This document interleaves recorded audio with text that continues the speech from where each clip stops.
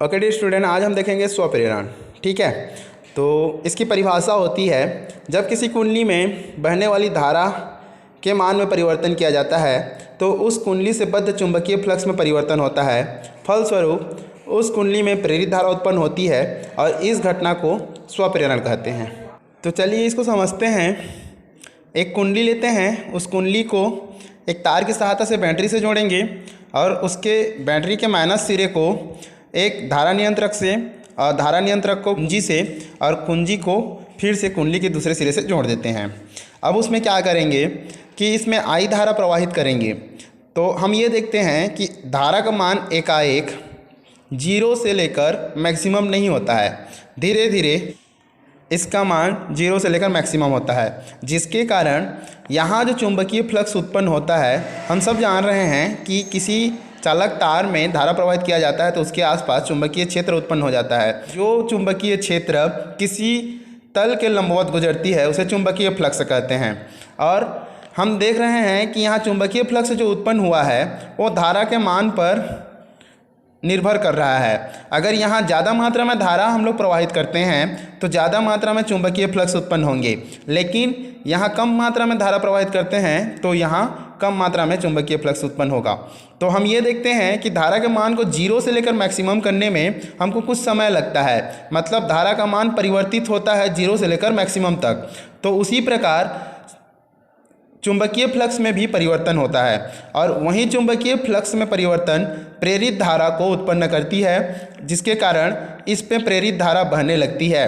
अब इसको समझते हैं। प्रेरित धारा का दिशा जो होता है वो धारा के विपरीत होता है। जैसे कि यहाँ पे आई धारा का दिशा ये है तो प्रेरित धारा की दिशा जो होगी वो इसके विपरीत होगी जस्ट, क्योंकि हम लोगों ने लेंज के नियम में पढ़ा हुआ है कि उस कारण का विरोध करती है जिसके कारण वो उत्पन्न होती है।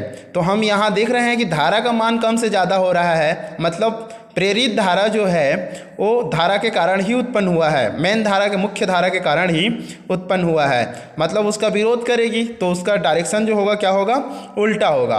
और इस घटना को हम लोग कहते हैं स्वप्रेरण। मतलब किसी कुंडली में हम लोगों को धारा को परिवर्तन करना है जिसके कारण चुंबकीय फ्लक्स में भी परिवर्तन होगा और परिवर्तन होने के कारण उस पर प्रेरित धारा उत्पन्न होगी।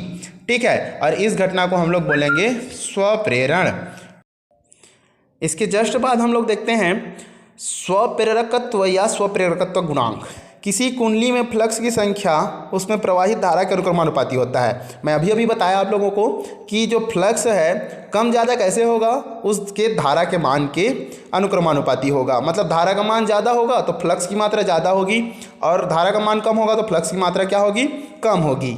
अभी बताया मैं आप लोगों को। तो यहाँ पे हम देख रहे हैं कि इसमें फेरों की संख्या n है तो टोटल फ्लक्स कितना हो जाएगा, n × 5b।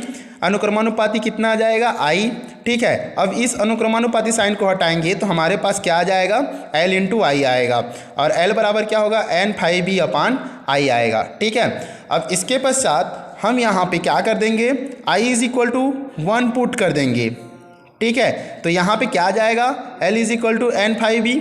मतलब स्वप्रेरकत्व गुणांक जो होता है फ्लक्स की संख्या के बराबर होता है। ठीक है, अब नेक्स्ट देखते हैं सेकेंड परिभाषा हमारा।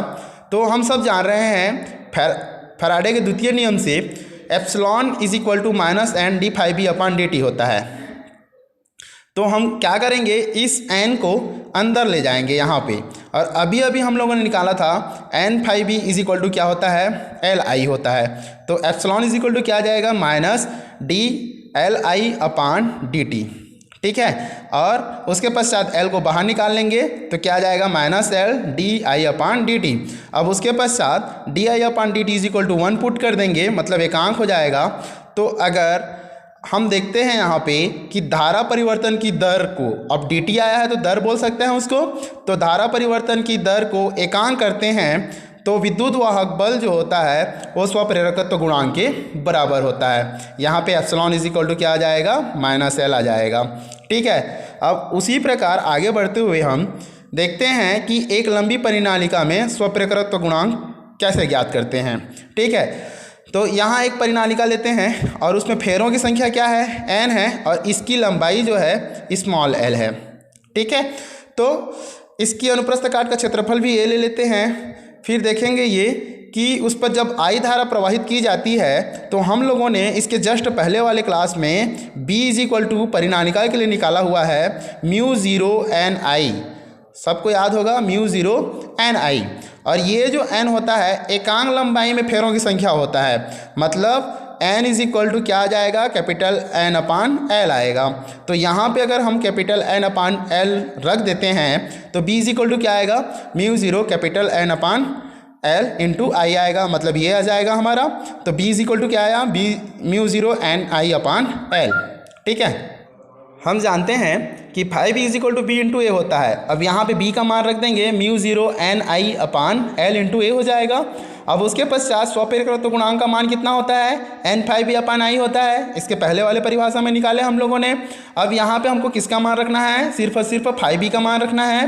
तो L is equal to N upon I mu zero N I upon L into में ये बच गया हमारा, तो यहाँ पे इसको कर लेते हैं A। ठीक है, अब उसके पश्चात आई क्या हो जाएगा, कैंसिल हो जाएगा, और n इंटू एन के क्या हो जाएगा, n स्क्वायर। तो L इज इक्वल टू आएगा म्यू ज़ीरो एन स्क्वायर ए अपान L, और यही परिनालिका के स्वप्रेरकत्व गुणांक का व्यंजक है।